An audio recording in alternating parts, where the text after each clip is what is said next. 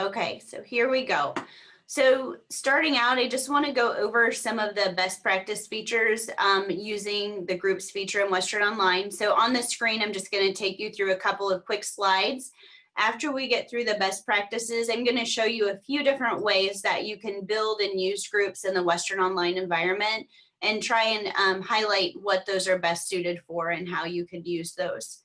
So to get started, just an introduction to this would just be that greater interactivity in an online course can allow students or gain students' attention, and it can develop a sense of community, which will likely increase that the students will stay with the course and complete it. So the groups in Western Online is going to provide you a way to ensure greater engagement. So if you have a really large course, it's going to allow you to separate the students into smaller groups so they can get to know each other a little bit better, work on common goals, and be more interactive rather than just students in a very large section that may not do a lot or may not engage a lot through the tools that are available to them. So that's one way that Western Online will support your students with engagement and motivation to learn. Some of the best practices in Western Online, first and foremost, would be the ability to manage very large class rosters by creating smaller groups for discussions and cooperative work projects. Additionally, you also want to keep in mind, though, if you have a smaller class, having a group with too few people can also be troublesome. So you want to make sure that they are large enough to allow critical mass for that good interaction. You can create special work areas so that students can focus on different learning needs. So you could do that by having content for different learning levels. You could also do that by allowing your students to choose different types of learning assessments. So you may have the opportunity to go in and assign a final project, and you may be able to group them in such a way that they can choose if they would like to do research paper, or they would like to do a presentation or a video project. It just depends your teaching style, but you might be able to differentiate the learning a little bit using groups by allowing the students to kind of be separated out and receive different content or select different assignment avenues if that's something that you're looking to do. Students can also go in and choose specified topics and projects. So again, project-based learning, student-centered learning, and differentiation. So one of the things that I will show you today is how to set up a choice project where you have an assignment and you allow the students the option to choose whether they want to write a research paper or whether they want to do a presentation. So just allowing them to go in and make some choices about their learning. You can use it to assign leadership roles in small group members. So if you set up groups, you can also use this to allow them to choose team roles. And you can also provide, which I already talked about, provide the same content for different learning styles. So if you have students with varying learning styles, you could do a set of content that students with the more higher level learning skills that need more challenging content can read. And then you could do the same by providing an easier reading level content for students that are having some trouble grasping the topics. So that would allow you to do some differentiation in student-centered learning as well. When we set these groups up, unless you have it public where they can see it, there are ways of doing this so the students never know that they're classified in different groups unless they were to sit side by side and show the content to each other. So that's kind of a way of keeping it anonymous as well. So in Western Online groups, students can belong to multiple groups at one time. So it's not like you're in one group and that's where you are for the entire semester. You could be in one group for discussions. You could be in a different group for assignments. You could be in different discussion groups throughout. So they can be a member of more than one group at one time.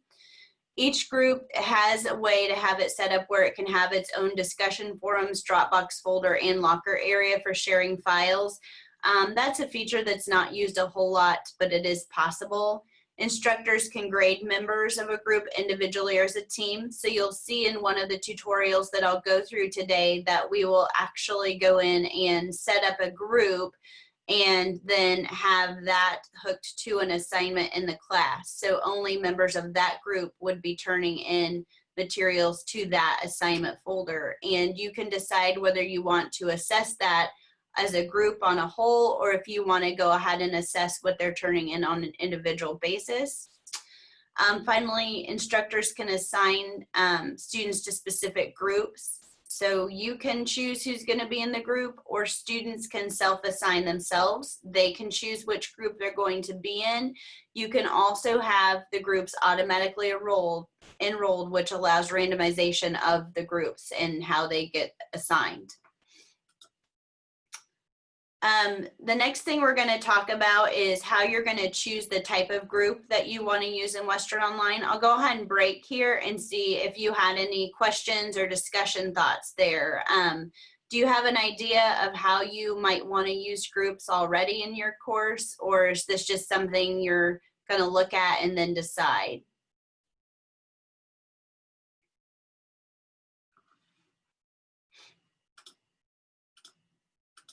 No ideas yet. Okay.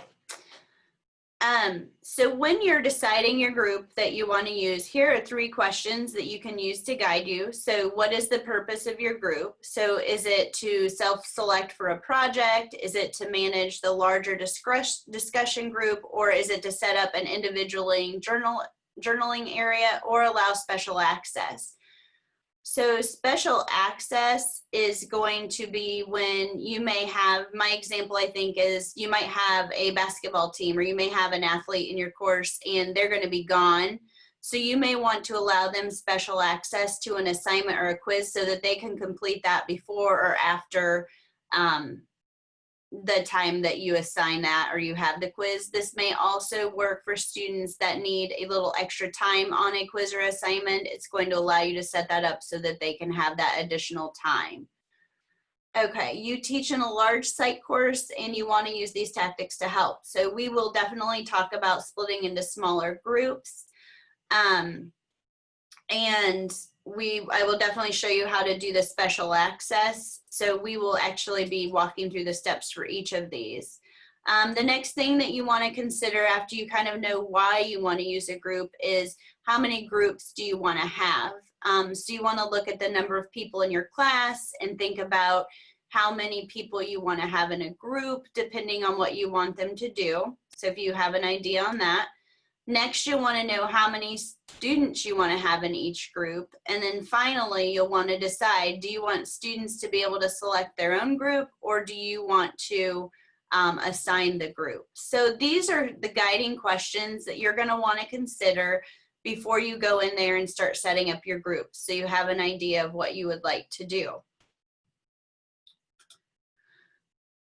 Also, you'll want to think about if you want your students to automatically or randomly be enrolled into the groups. And finally, do you want to be able to manually enroll students into various groups? So you have to think about how you want to enroll your students. I have an LEJA professor who uses the group feature, and he goes in and basically sets up topics that they'll write their papers on, and then they go in and choose the topic that they want to use. So he'll say he can have 2 people per topic. So after 2 people have chosen a certain topic, then it's full and they have to go on and choose something else. So that's just an example of how you could use groups where you limit the number of students that can be in a group, but they can still go in and self-select. So that's just an example. Next, I'll talk a little bit about the types of groups that you're going to be able to set up in Western Online. And when you go in to start doing this, these will be your choices. So first type is the number of groups with no auto enrollments. So this is going to be when you want to divide your course up into students with specific learning levels or by skill or interest. And when you want to give special permission to differentiate content, or like I said, special permission to those athletes who may be gone or someone that needs more time. So number of groups with no auto enrollments means that you're going to set up the number of groups that you want, and then you're going to choose the students who are going to be in that group. Next is going to be groups of number. So you would use this when you want to have membership that can be indiscriminate, or when resources restrict the number of groups you can have. So you would go in then and say, I want to have 6 groups. And this would allow them to go in and self-enroll into 6 groups. Or you can do the randomized creation, and it will randomly create your groups based on whoever's on your roster. Groups of number self-enrollment. So you would use this when you want to make a specific number of groups that they can join. So you might want to organize groups for specific topics that they can join based on interest, or you might want to make these based on a team project. So it might be by the role that they want to play in the project.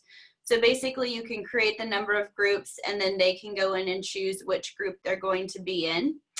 And then the next one here, number of groups and capacity of number self-enrollment, allows you to set it up so that the groups can be based on interest or responsibility, but you limit the number of people that can be in each group. So kind of like I was telling you about the LEJA instructor that let them choose which topic they would write on. Once there were 2 people that had chosen that topic, or there were 2 people in that group, no one else could join. So they would have to go on and join the next group. So that is basically the number of groups, capacity by number. And finally, there's the single user member specific groups. So the best practice idea for this would be if you wanted students to be able to do a journaling or blogging activity. Maybe you have students out doing field work or internship, and you want them to have a place where they can come in and write a reflection each week that you, the instructor, can go back and communicate with them on. Single user member specific groups are designed just for that, and we'll also be walking through setting one of those up today.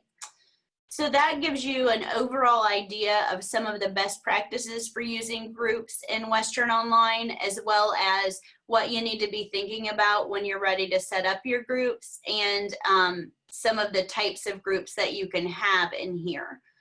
The remainder of the workshop is going to be me walking you through how to set up your groups and how they work. So you're welcome to go in and follow along with me in my Western Online course. I'll have it set up where you can also be adding things. Right now you're as a student, so I can kind of show you how it looks. In a moment I'll go in and make you an instructor, and I'll tell you when I do that, so you'll be able to be building alongside of me.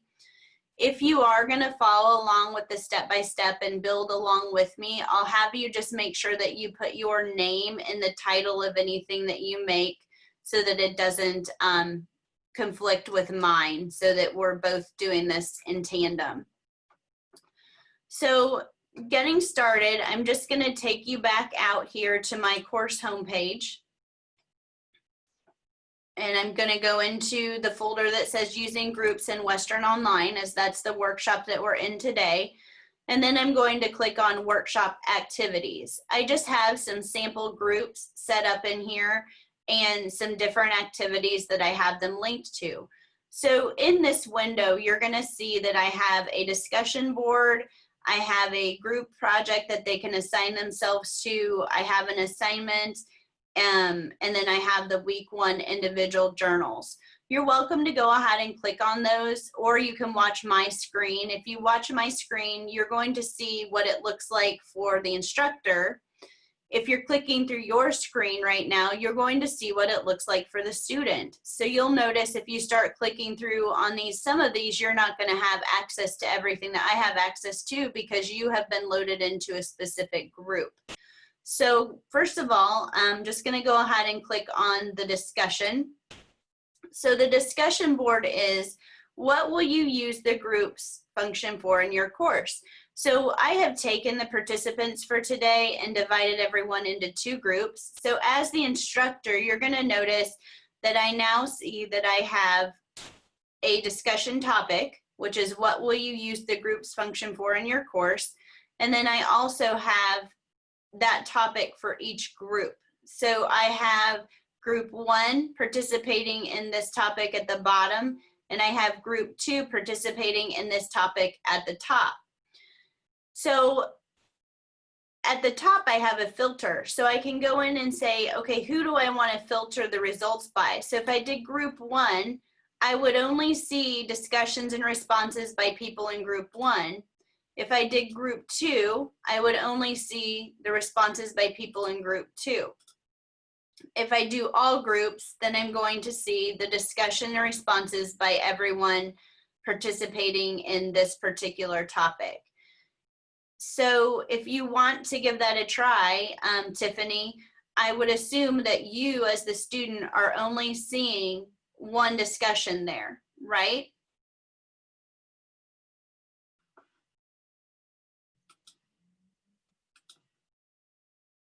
If you want, you can go and type something in that window, and then I can show you what it looks like from the instructor view.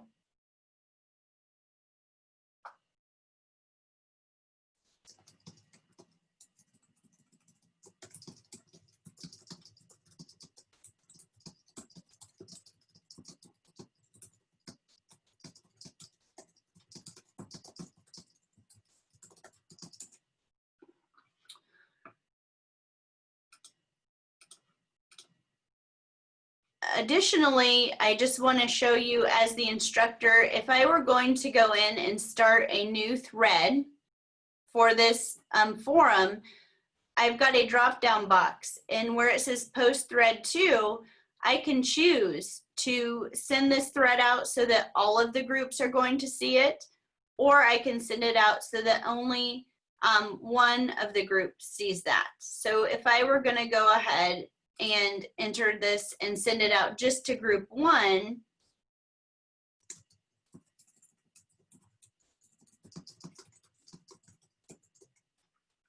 then I could do that. So I'm just sending out a response to group 1 right now, and I'm going to go ahead and post that.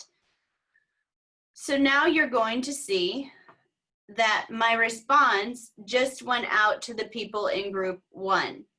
And Tiffany, it looks like you're in group 4. So if I go ahead and look at just group 4, I would see your response where it says test. Okay, I'm going to go ahead and now I'm going to start a new thread just to group 4.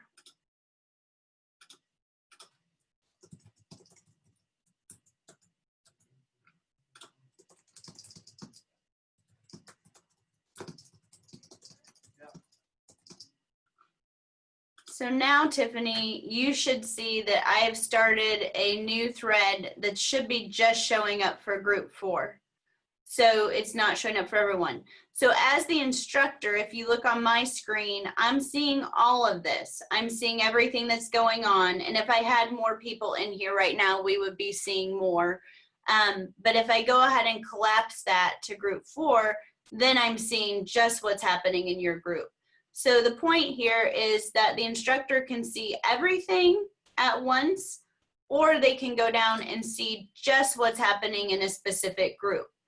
And the students only see what students from their group are posting, okay? So it's nice because you have the ability to see everything at once, and you have the ability to correspond with everyone at once, or you have the ability to filter that down to just one group at a time. So that makes things really nice. So this is an example of taking a large class and chunking down the group so that it's more manageable and can provide a more interactive and engaging experience for the students.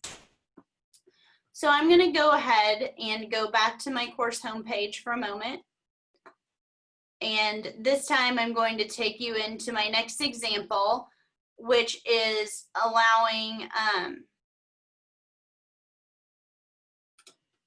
my next example is where I allow students to go in and choose the type of topic they would like to do. So I've created an assignment, which we'll look at next, where students can choose whether they want to do a research paper or a PowerPoint presentation. So if you get back to my main page, Tiffany, and you click where it says city, it should say news, it says city new assignment, it should say city news assignment. If you click on that, you're going to be taken to a page where you can choose to join the group that's going to do the research paper or the group that's going to do the presentation. So yours will look different than mine. If you look at my screen, you're seeing the instructor view, and if you're looking at your screen, you're seeing the student view. Oh, now it says my groups are gone. That's interesting.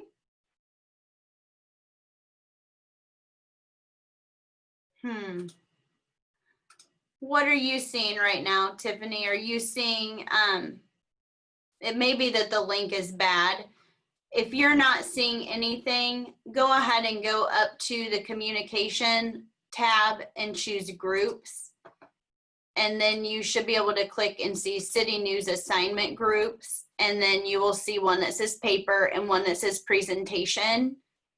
You can enroll or you can choose which you're going to do by clicking join group. You should have a link over at the right that says join group.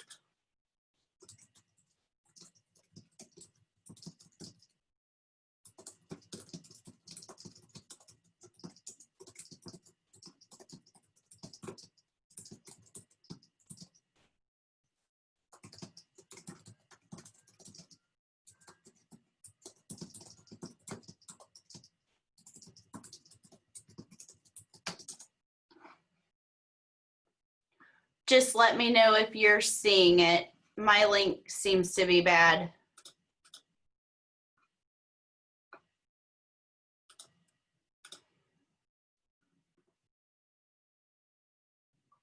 Okay, awesome. And then to the right, you should see something that says join.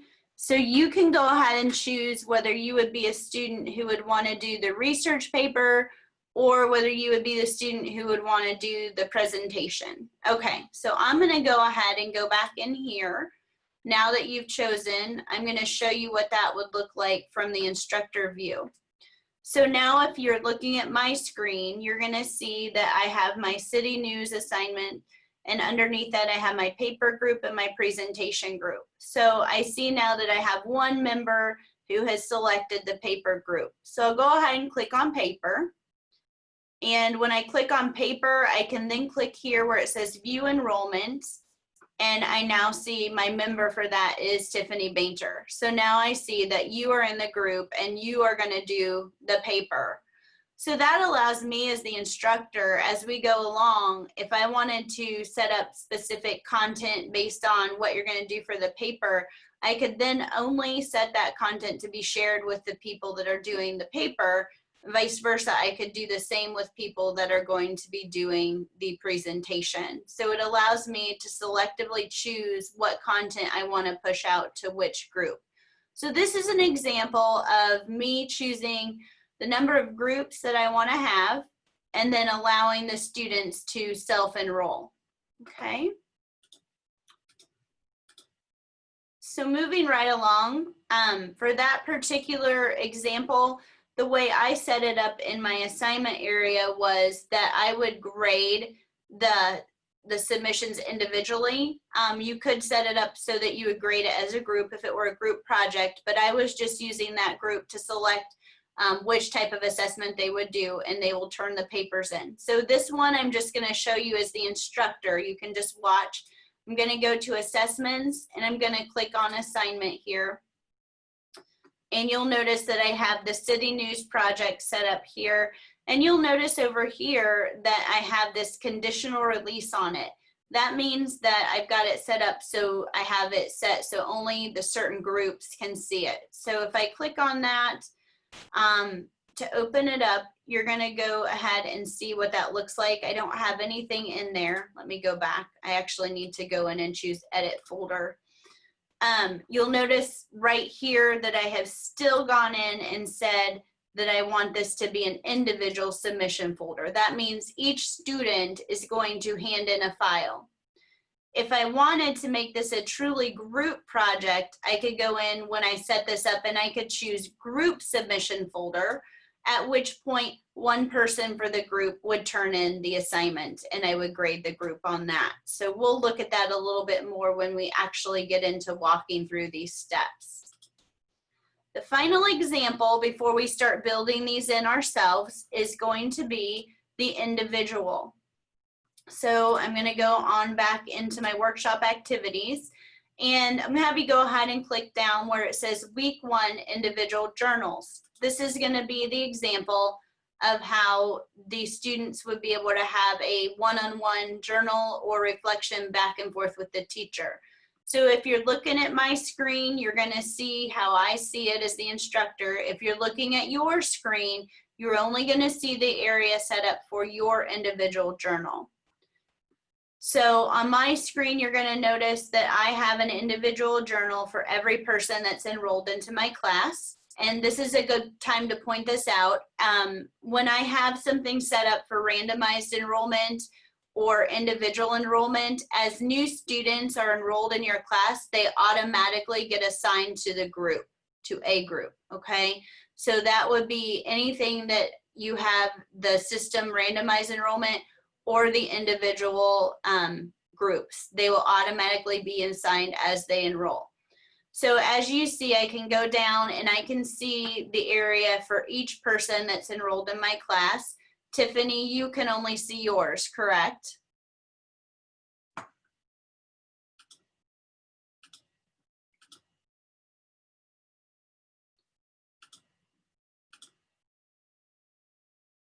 Okay, so you would be able to go in there and reflect, and I would be able to reflect back to you. What's nice is, again, I have the option to go up and filter. So if I wanted to go down and just pull up yours, then I can go down and just see your area, okay? If I want to see everyone, I can go back to all groups, and that's going to expand it so that I can see everyone's at the same time.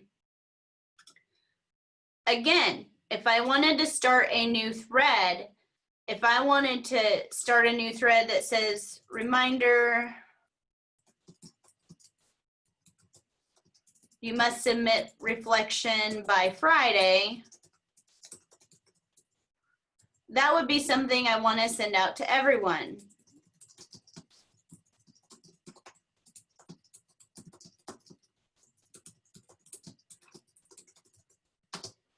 So then I would go down and say, I want to post that thread to every group. I want everyone to get that. So I click post.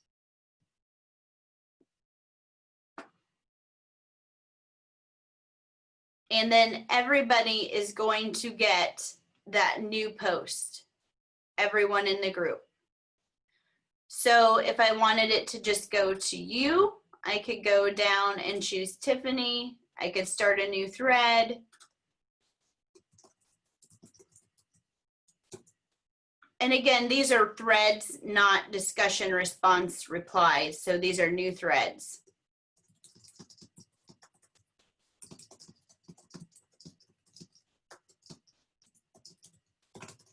So I could say, this is your new thread for week 2 reflection.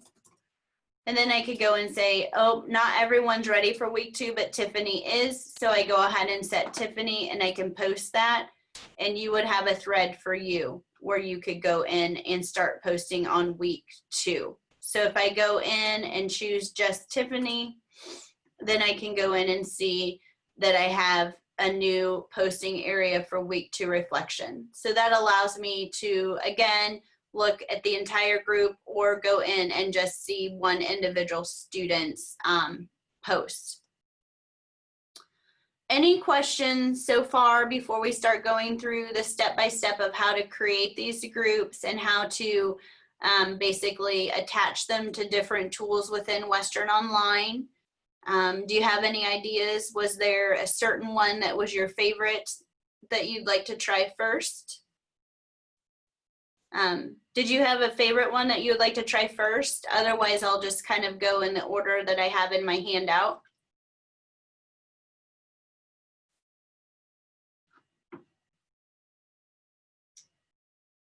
Okay, I'm going to go ahead and go in order. So the first thing that we're going to do is we're going to set up a group that would allow us to take a large course and set up small breakout discussion groups for that large course. I don't have a large course, so we'll improvise. So again, if you want to follow along with me, I'm going to go ahead real quickly and make you an instructor so that you also can go in here and create groups. You can feel free to follow along in my course, or you could work in one of yours if you want, but I'm going to go ahead and make you an instructor. So change you to instructor. You may have to hit the refresh on your browser in order for that to take place, but I have made you instructor so that you can follow along with me if you want. Just go ahead and put your name after the groups that you make. So we're going to start out and we're going to go up to where it says communication. So we're going step by step now. And then we're going to go down to where it says groups. And we are going to set up our first group. So what we're going to do here is within the groups, we're going to go in and make our first group.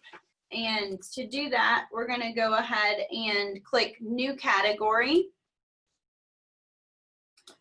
And I'm just going to call this, I'm trying to follow along because I named these. I'm going to call this small discussion group breakouts. And I'll put my name after them just so we know. So small discussion group breakouts, Dawn. And with this particular group, I'm going to go ahead and say that I want to break up my groups and have a certain number of students. So I'm going to go ahead and choose, let me think about which one I was doing here. I'm going to choose groups of number. So the second choice there, because I'm going to set up groups of 4 people. So I'm going to say groups of number, and then where it says number of users, I'm going to enter a 4 because I want to have 4 users in each discussion group. And again, you would divide this out based on the number of students you have in your class. And then I'm going to go ahead down here after I choose the number, and I'm going to go ahead and under advanced properties, I'm going to say auto enroll new users. So I've randomized the groups and I've also chosen to auto enroll new users. That means as more students enroll into your class, it will go ahead and fill up the groups that don't have 4 people in them yet. Once there's 4, it won't put any more in that group and it will go ahead and continue to fill up the groups. If it needs to, it will go ahead and create additional groups as well. So if you have that auto enroll on, that will automatically happen for you. I'm going to go ahead and click save. And now you're going to notice that I have 2 groups because I don't have very many people in my class. So you'll notice that my first group is full. I have 4. My second group only has 3 because I only have 7 in my class. Now, in this window, you're going to notice that it automatically just calls them group 1 and group 2. If you want to name those groups so that you understand better what they are, you can click here and you can change their name. I'm going to leave them group 1 and group 2, but you may want to do something else. Maybe if you're having this be a debate, maybe you have something like pro,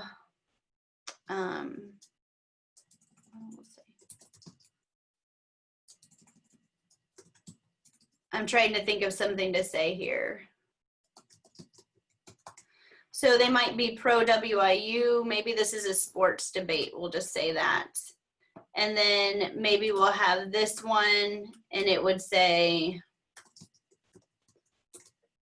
pro EIU. So if you wanted to, for example, have something that's showing 2 different sides, you can go in and name those groups. You can leave them group 1, group 2, but I'm just trying to get across the point that you can also go in and name the groups so that that means more to you.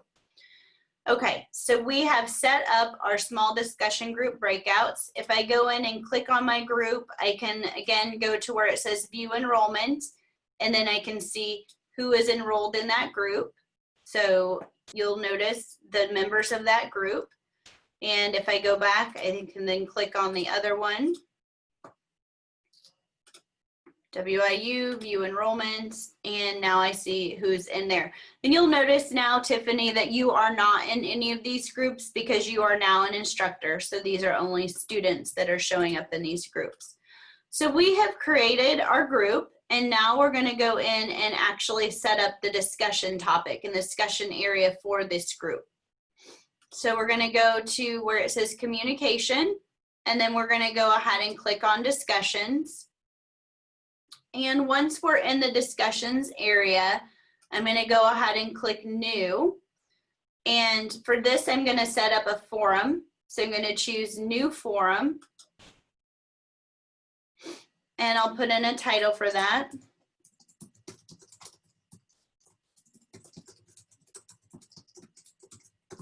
And again, I'm putting my name after that. You'll notice it says create a new topic in this forum with the same title. I'm not going to check that right now. If I did, it would create a topic with the exact same title, but I'm not going to do that. Down at the bottom, you're going to see allow anonymous posts. You don't need to check anything there. We're just going to go ahead and click save and close at the bottom. And now we see our small breakout discussions down here.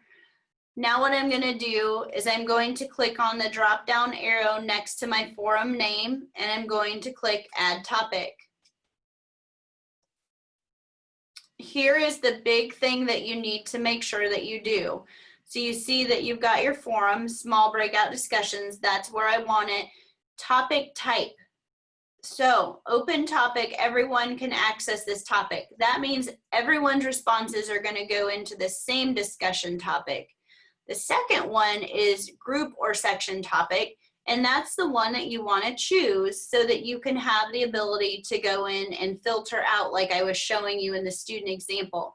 So we're going to go ahead and click where it says group or section topic. Everyone can access this topic, but students only see threads from their own group or section. So while the instructor can see everyone's, the students only see what's coming from the people in their group. So you're only seeing in my class what's coming from the 3 people in your group or the 4 people in your group, depending on which one they're in. So now what I have to do is I have to select which groups are involved in this discussion. So that's going to be the small discussion group breakouts Dawn. So Tiffany, if you're following along, you would choose the small discussion group breakouts, Tiffany.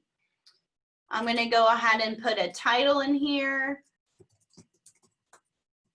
And I'll call it WIU Football 2017 since I went with the sports theme.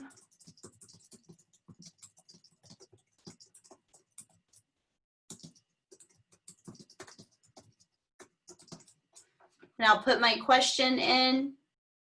Again, I can choose things here. I'm not going to make any changes here. I'm just going to scroll down and choose save and close. So now at the bottom, I have my small breakout discussions here where it says Dawn. And then I'm going to have my WIU Football 2017. So if I go ahead and go into that, I see that I have my Pro WIU and my Pro EIU. I'm going to go ahead and start a new thread to all of the groups. So I'll just do all groups.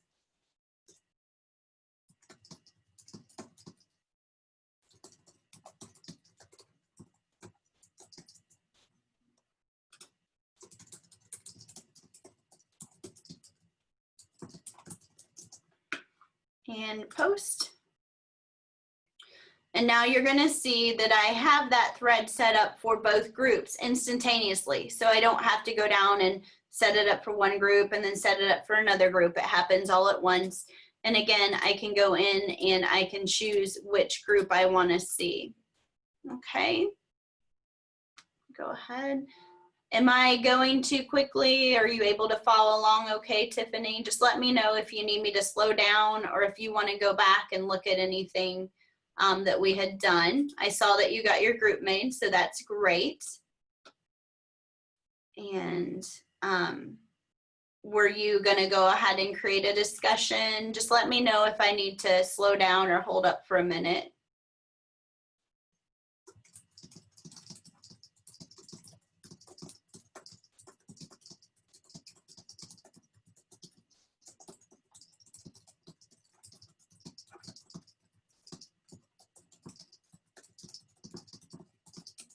Okay, good deal.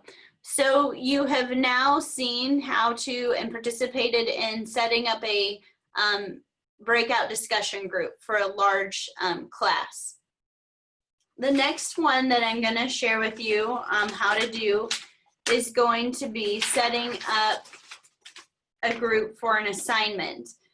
And again, all of these that I'm going through right now are in the handout that I shared yesterday via email, and they're step by step. So you'll be able to refer back to that when you get ready to make these in your class, or you can always call me. I'm happy to walk through it with you again. So now we're going to set up a group so that students can sign up for a specific topic or a specific type of assignment that they want to do. This could also be used for them to assign up for a role in a group project. So we're going to go ahead and we're going to go back to that communications area. So go communication, and we're going to go back to groups.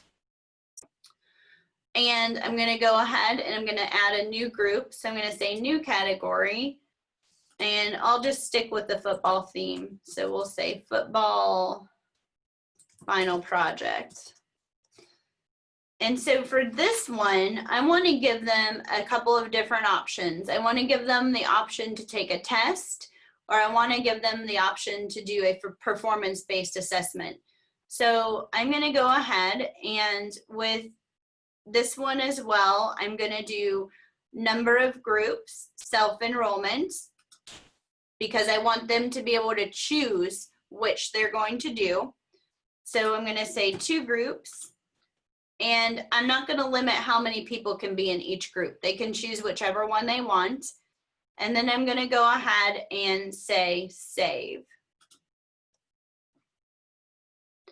So now I have the football final project. And for this one, I most certainly want to go ahead and name my groups because I want them to know which group they're joining or which topic they're picking. So group number 1, I'm going to go ahead and say, I forgot what I said they could do, football, exam. And then for the second one, I'm going to say football performance-based assessment.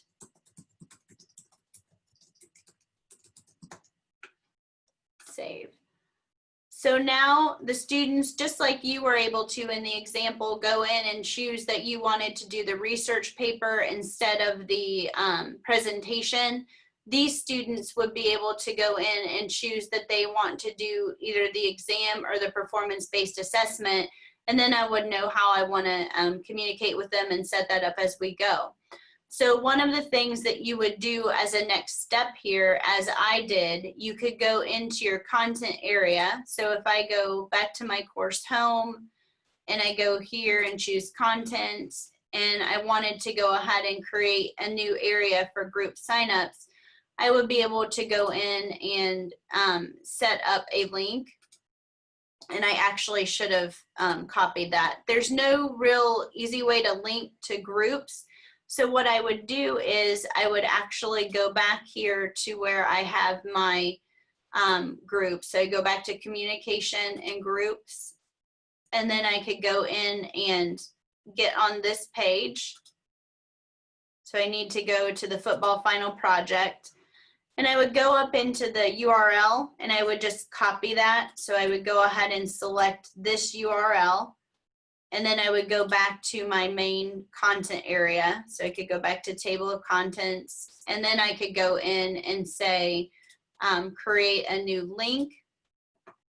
And I could call this football final project group selection. And then I can paste that URL and have it open up in a separate window. And then the students would be able to go in and join the group. So basically you're just making a link to the page where they're going to select the group that they want to be in. That's kind of confusing, but you have to do that if you want to set it up because they don't have a insert link to the group area in D2L. Okay. So beyond that, the other thing that you could do for that is set up your assignment folder. So we could go ahead and say that we're going to set up the assignment folder. Let me get back. My computer's locked up. Give me just a second. Okay, so we could go ahead and set up the assignment folder or the quiz folder. So for the ones that are going to do a performance-based assessment, say that I'm going to have them do something and videotape it and hand in the video. So I can go ahead and click on assignments, and I can click new submission folder. And I'll go ahead and say this is for the performance-based football assessment. And I can go ahead and choose individual submission because they're still going to be submitting things individually. And then I'm going to go ahead and choose to do a grade item. So I could do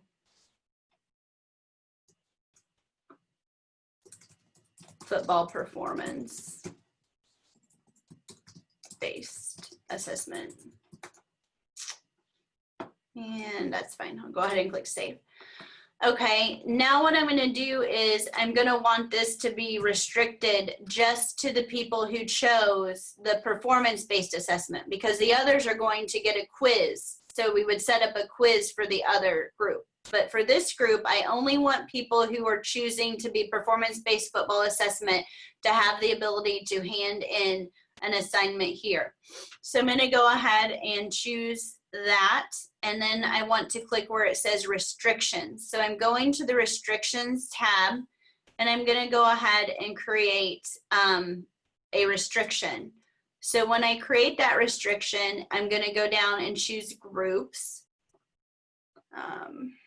So group enrollment, which is right under class list.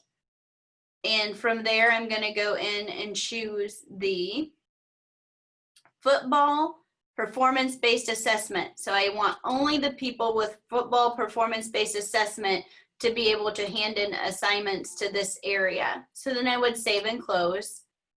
And now you're going to notice that with my performance-based football assessment, I have that set up with a condition that says only the students who had chosen to be in the group for the performance-based assessment can turn assignments into this folder. We don't have time to walk through it today, but for the other group, I would go ahead and set up a quiz, and then I would go into the same restrictions tab and restrict that only to the students who chose to take the exam. So that's how I can go in and allow students to self-select, allowing for more individualized learning in Western Online.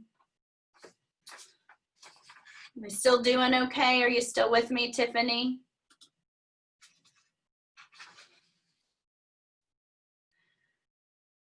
Step 3 is going to be very similar. I'm going to go in and set something up for special release. So this would be my example, as I had said, if you had athletes that were going to be out, if you had someone that was out for illness, if you had somebody who just needed more time. Most of the time you might see this happen on an exam. So I'm going to go ahead to my assessments area, and I think I already have a quiz. Yes, I already have a quiz set up. I'm going to go ahead and set my group first. I'm going to go to communication, and then I'm going to go on down to groups. And I'm just going to make this be an athletic team. So I want multiple students in that team to have extra time or another time of access. So I'm going to go ahead and choose new category, and I'm going to say athletic team special access. So for this one, I want number of groups with no auto enrollments, because I'm going to have one group set up for this team, and I'm going to specifically enroll who's going to be in that. So one group, and then I go ahead and click save. And now I'm going to go into that group and enroll these students manually. So I click where it says group 1, and then I go up here and click where it says enroll users. So under enroll users, I get a listing of my students, and then I can go ahead and put check marks next to the students that I want to put into that area. So I've selected 4 students for my athletic team that will get special access. So then I have to go down and click save. Now if I go back and click just to be sure, I can view the enrollment and I see that I have Diane, Chad, Janaea, and Paul. They're all in my special access group. So I'm going to go ahead now, go back to my assessments area. I'm going to click here on this quiz that I have set up and show you how you would go in and set that. So if I go ahead and right click on the quiz and choose edit, then I can go over here to restrictions and I can go down and set the time limit for those different students. And down here at the bottom, I can add users to special access here, or I could go up here to the release conditions and add my group. So I do it all at once. So I'm going to go ahead and click create and attach. And once again, under class list, I'm going to choose group enrollment. And for the group, I'm going to choose the athletic access special team, and I'm going to choose group 1 because I only have those students in that group, and I'm going to click create. So that would mean that this particular quiz is only available to this group of students with this start date and end date. So I could go in and change my start date and end date here and make it available only to that group of students. So this would be a way that you could provide a makeup exam. You could go in and provide a different level of exam for students needing different levels. It's a way for you to differentiate content if you needed to do that. Just as I'm setting restrictions in here for a quiz, you can set restrictions for content folders. You can set restrictions for assignments. This restriction area you're going to find in most all of the different places in D2L that you're using. And I would go down and save and close, and only those students in that athlete group would be able to access this particular quiz for the given start and end dates.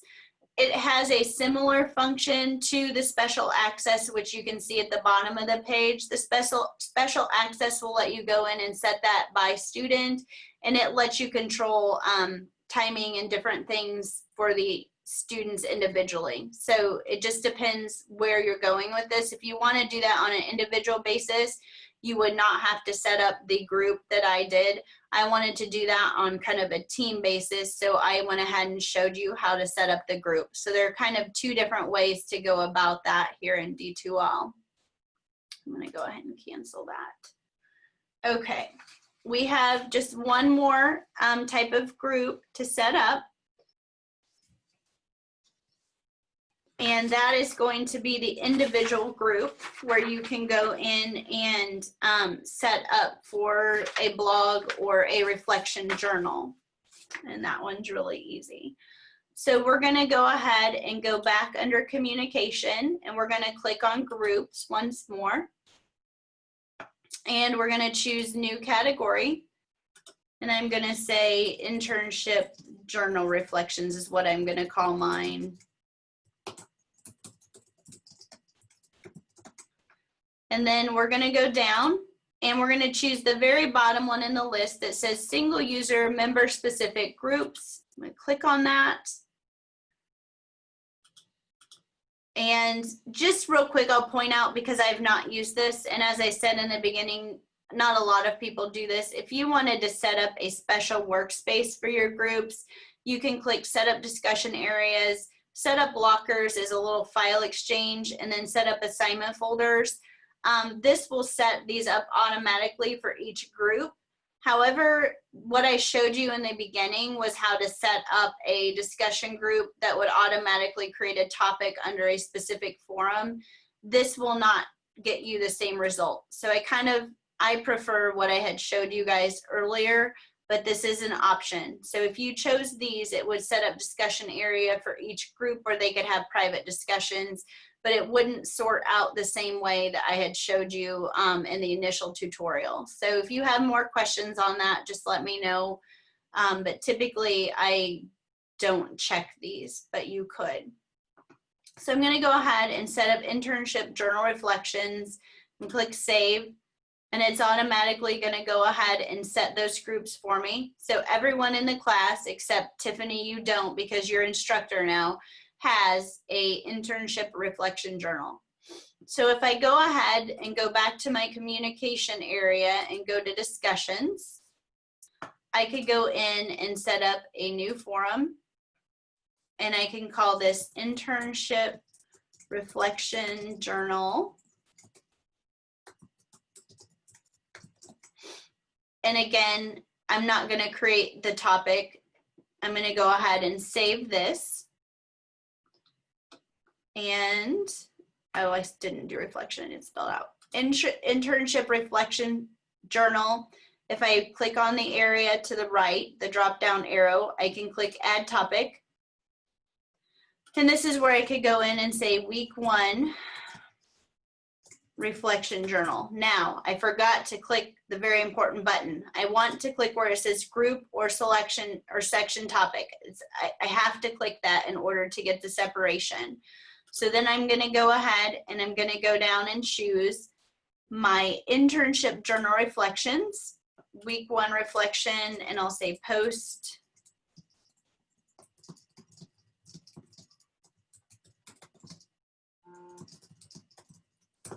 Post it here, go ahead and click save and close. And now I have that set up, and I can go ahead and click on that, and I can start a new thread. I'm going to send it to all groups, and this is where I'll say week 1 reflection.